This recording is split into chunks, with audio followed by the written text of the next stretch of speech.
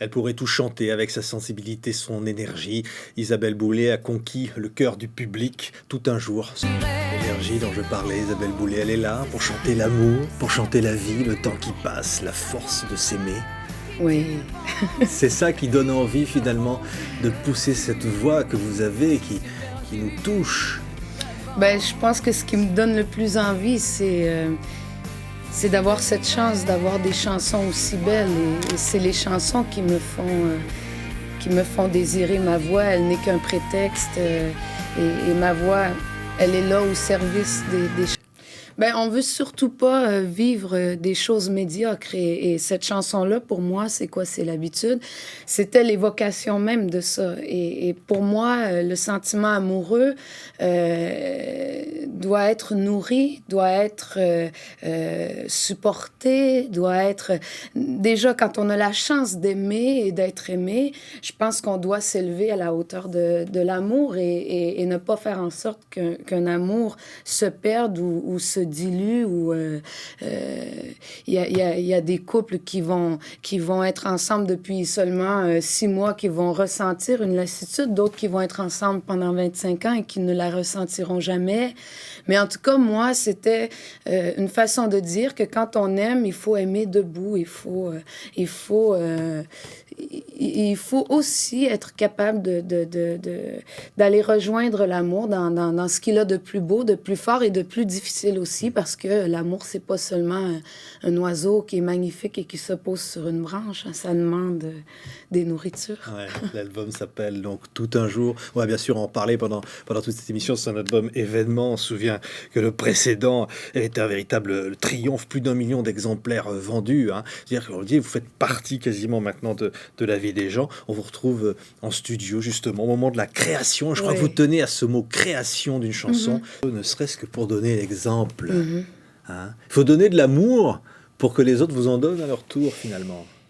Donner l'exemple, c'est-à-dire, c'est d'essayer de... Je pense que la vie est une œuvre, et on vient au monde, on n'a pas forcément un mode d'emploi, on ne sait pas comment vivre, comme on ne sait pas comment aimer. On apprend à aimer en aimant. Moi, je pense qu'on apprend à chanter en chantant, on apprend à vivre en étant dans la vie et en acceptant que ça demande aussi des efforts, ça demande de tendre vers les choses heureuses. C'est quelque part un vrai ouvrage et ça fait partie de je sais pas, des choses dont on est vraiment l'artisan aussi. Il faut pas seulement attendre de la vie, il faut donner à la vie, justement, pour se considérer en droit d'attendre quelque chose. On parlait de ce beau disque qui est créé aussi comme une histoire d'amour. On va vous retrouver, on va voir des images. Benjamin Biolay, par exemple. Il contribue beaucoup sur cet album. C'est lui qui... il a réalisé 8 titres, il devait en réaliser 3. Et je lui avais donné au départ les chansons les plus complexes, les chansons les plus tourmentées. La chanson d'Étienne Rodagil et de Daniel Sèvres, Je sais ton nom. La chanson de Zachary Richard, Le chanteur sans mélodie, et Tout un jour, qui était cette espèce de chanson de passage. Et ce que j'aime chez Benjamin, c'est que c'est quelqu'un qui a une intelligence très, très vive, une grande lucidité, et il possède vraiment un génie musical. Il écrit des cordes sublimes, mais en même temps, il est au service de son instinct. Et c'est ce que j'aime le plus chez les humains.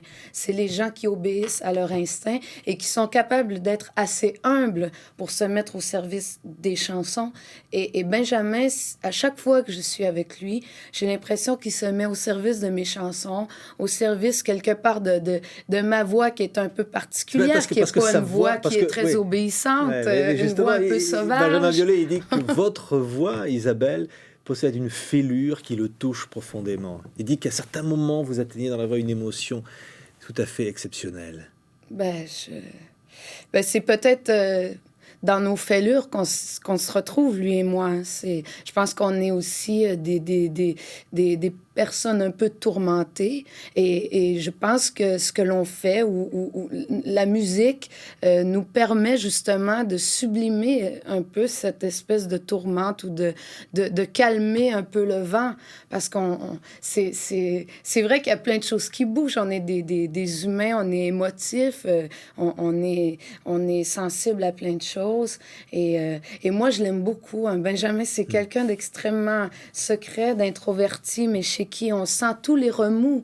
Bon, en fait, je les devine peut-être un peu plus, comme lui, il devine les miens. Et moi, j'aime faire de la musique avec lui parce que il fait entrer les éléments dans la musique. C'est-à-dire qu'on sent qu'il y a du vent, on sent qu'il y a de la terre, on sent qu'il y a du feu, qu'il y a de l'eau. Et ça, c'est tout ce qui nous bâtit, c'est tout ce qui nous construit et il réussit à faire de la musique organique et créer des paysages. Et c'est magnifique. Il y a une chanson sur l'album est très émouvante. Elle s'appelle En t'attendant. On va en écouter un extrait trop court et découvrir qui est derrière cette chanson.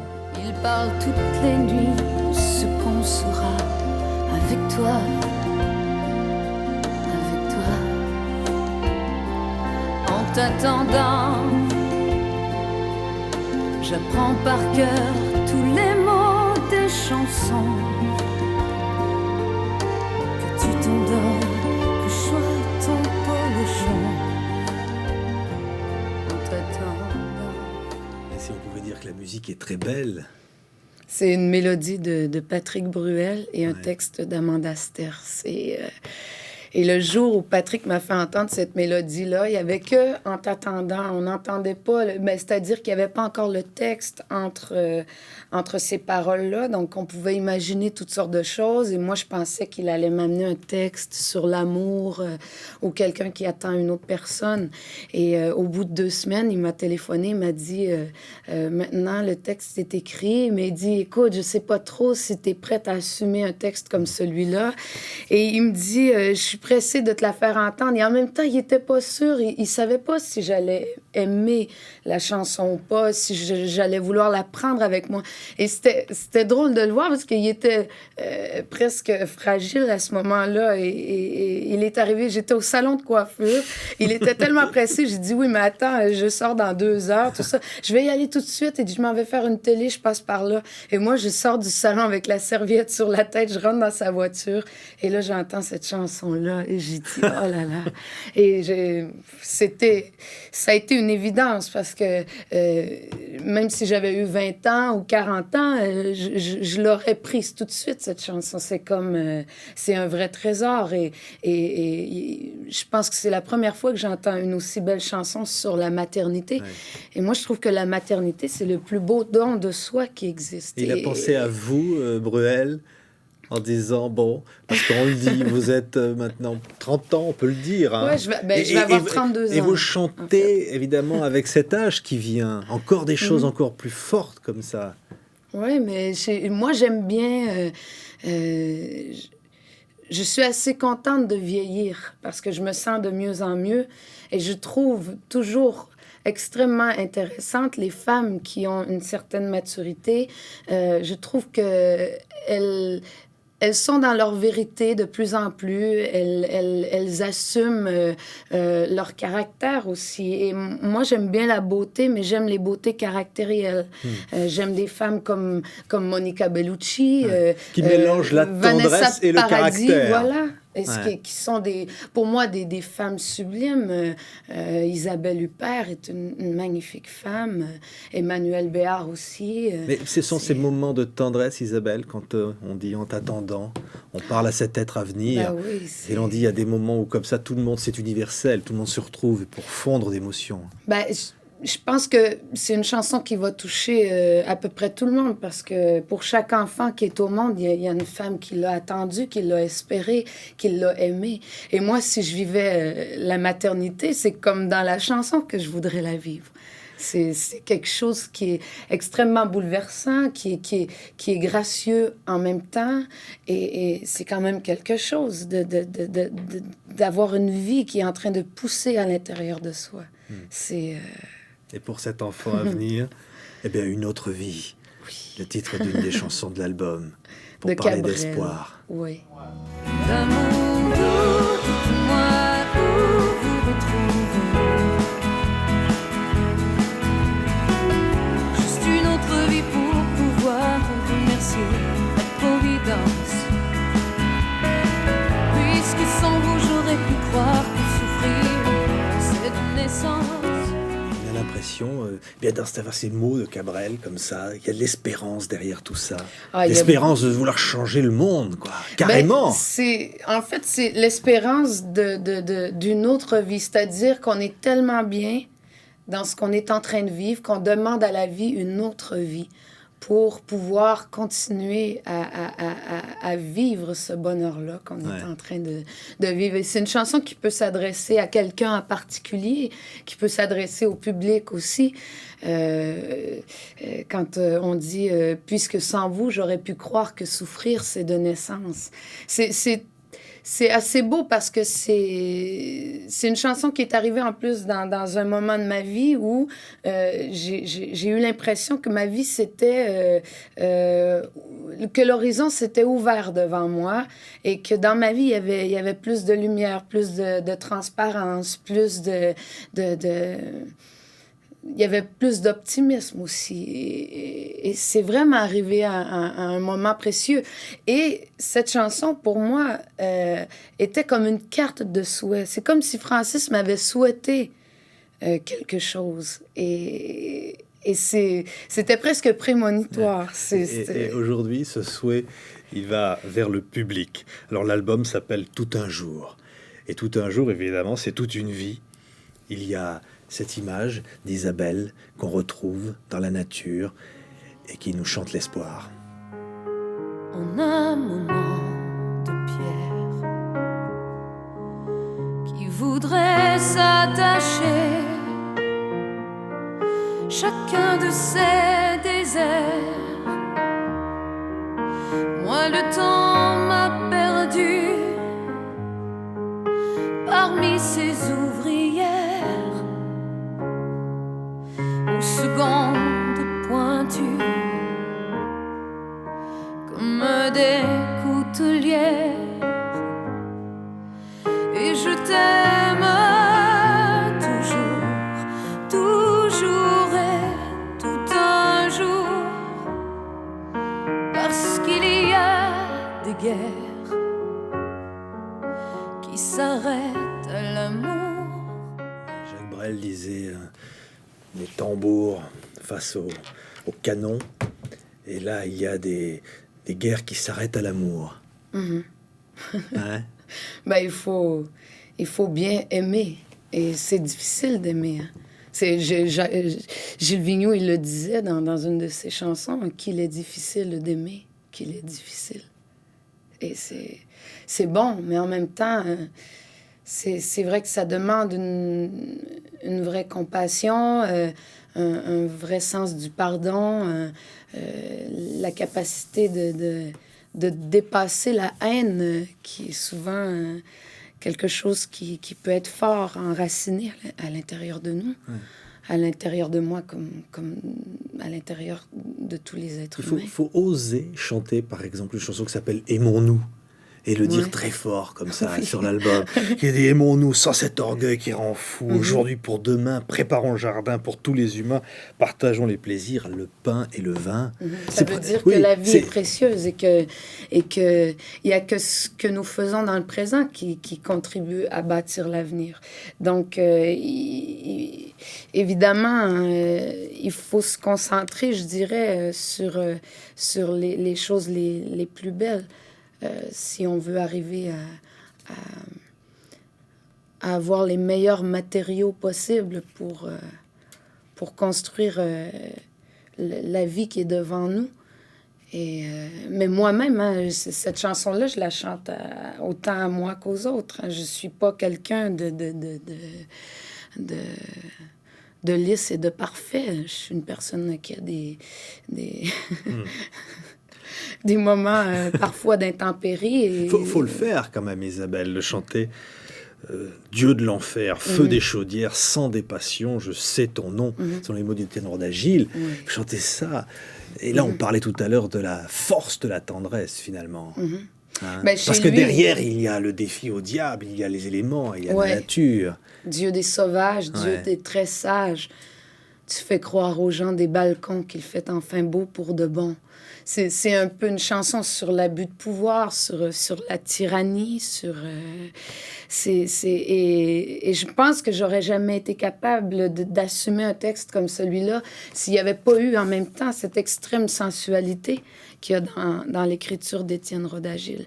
Et lui était quelqu'un qui portait la vérité. Il était d'une vérité foudroyante. Hein. C'était quelqu'un... il fallait pas avoir peur d'être en face de lui, mais quelqu'un qui avait une tendresse immense,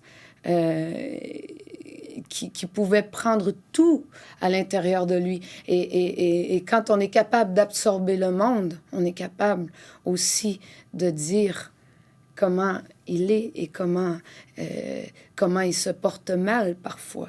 Et combien c'est difficile à supporter ce que l'on peut voir ou constater quand on perd notre humanité, à quel point on peut devenir quelqu'un de contraire à ce qu'on aurait pu être. Je lisais à un moment donné que Hitler et Gandhi avaient le même quotient intellectuel. Alors, ça n'a rien à voir. L'intelligence et le sens ou l'affectif,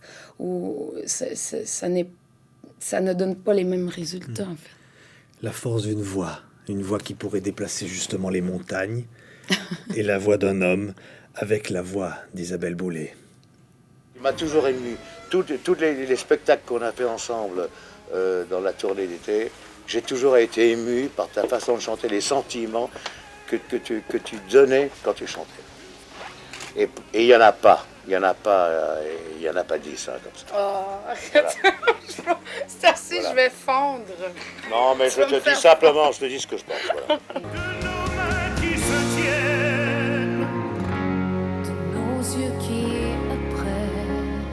C'est pas tous les jours qu'on a l'occasion de chanter avec des gens qu'on aime.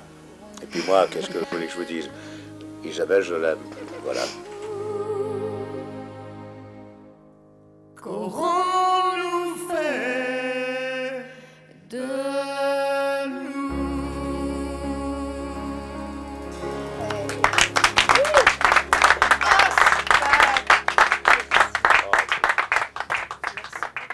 Alors évidemment, c'est Johnny. Ouais.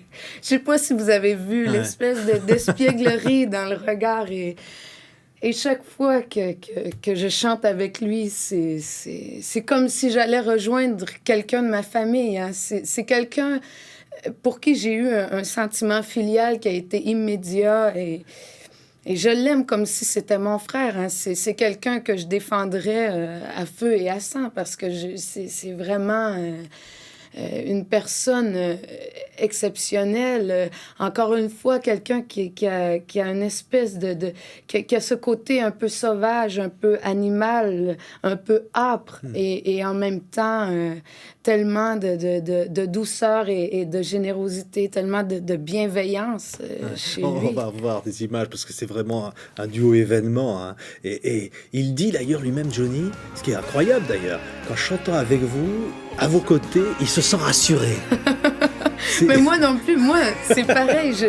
Quand je chante avec lui, je n'ai plus peur de rien. C'est particulier, ça. C'est...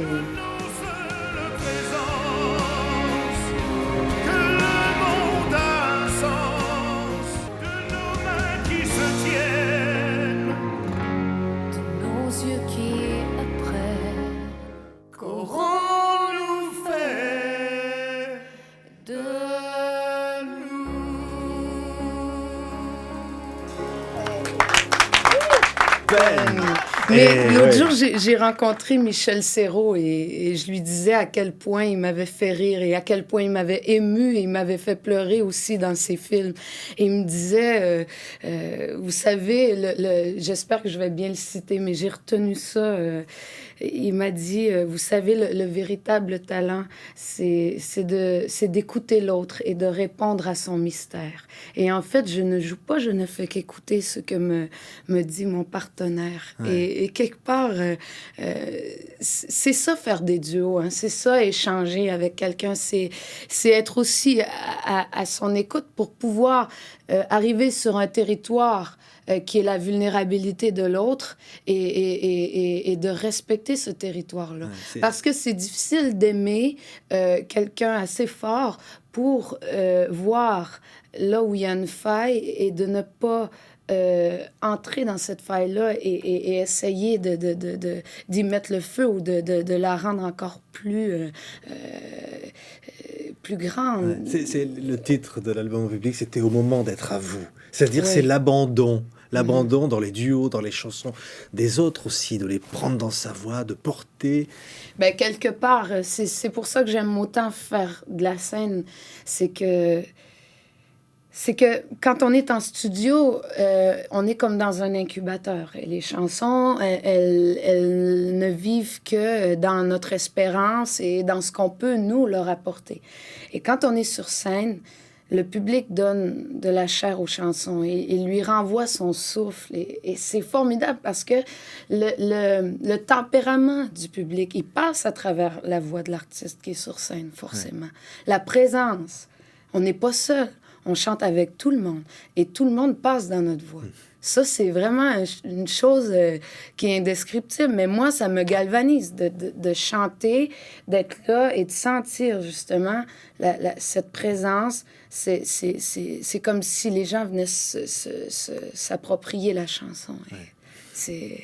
Voilà. C'est pour ça qu'on aime autant faire de la scène. Et si le public est là, Isabelle Boulay, si nombreux, c'est parce qu'il y a évidemment cette carrière déjà si jeune et de belles chansons, l'occasion de se rappeler, par exemple, un jour ou l'autre. Oui. Un jour ou l'autre, on se retrouvera comme un matin d'enfance.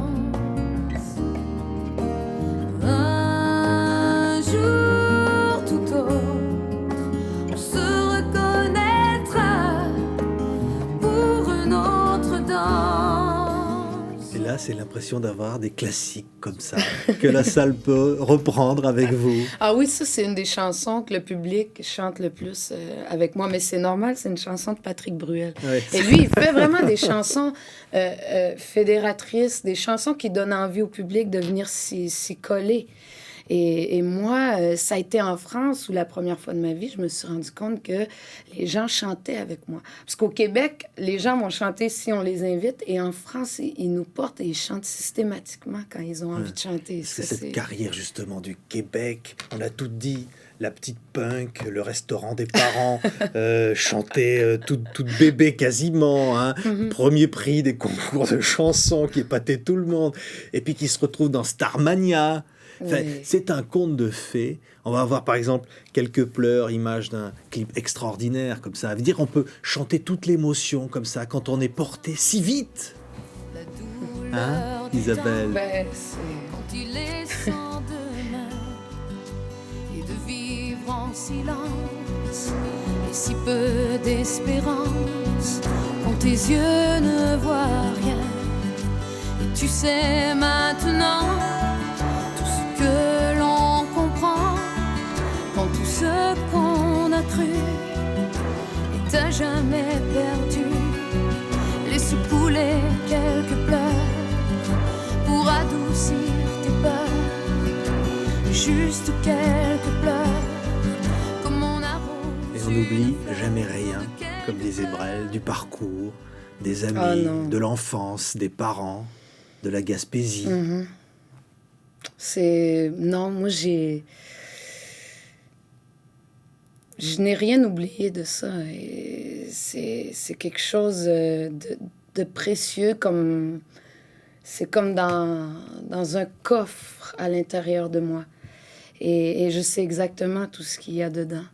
C'est sûr qu'avec les années, on se déleste de certaines choses qui nous ont pesé ou qui nous ont rendus tristes. Mais j'ai gardé le meilleur de tout ça et c'est ce que j'essaie c'est ce que j'essaie de communiquer ou en tout cas Oui, je pense que c'est dans tout ça aussi que je prends la force de continuer parce que si on ne sait pas d'où on vient, si on ne sait pas où aller replanter nos racines, tout est inutile. Ouais. Les racines, c'est le cœur des autres. C'est surtout ça. C'est aussi des lieux inoubliables. Moi, j'ai vécu au bord de la mer, en Gaspésie. J'étais entourée de la nature qui était très, très forte et qui, à chaque saison, reprenait ses droits. Et j'ai appris que tout ça était plus grand que moi. Et qu'il fallait quelque part que j'y obéisse et que je m'y réfère. Et c'est... Pour moi, je pense que ça influence beaucoup l'endroit où on est né, la façon dont on a été élevé, les gens qui nous ont vu grandir et qui nous ont aidés à grandir. J'ai eu une enfance qui est assez exceptionnelle. J'avais une grand-mère paternelle qui avait 72 ans quand je suis née. Et c'est une femme qui m'a beaucoup marquée. Donc, ça forge pas de la même manière. Et je trouve que plus j'avance et plus je retourne à ça et plus je vais profond dans cette, je dirais, dans cette vie-là. Et plus j'y vais profondément et plus je suis en mesure de dévoiler certaines choses ou de révéler certaines choses qui n'étaient peut-être pas visibles auparavant. Merci Isabelle Boulay. Le Merci nouvel à album vous. Événement s'appelle Tout un jour et toute une émission avec vous. C'était un grand plaisir avant de vous voir sur scène. La nature pour être commandée doit être obéie, disait Francis Bacon, que vous Un citez. alchimiste du 16e siècle, parce qu'il y en a deux, Francis Bacon. Et c'est Rod Agile qui m'a dit que cette phrase venait de Francis Bacon, l'alchimiste.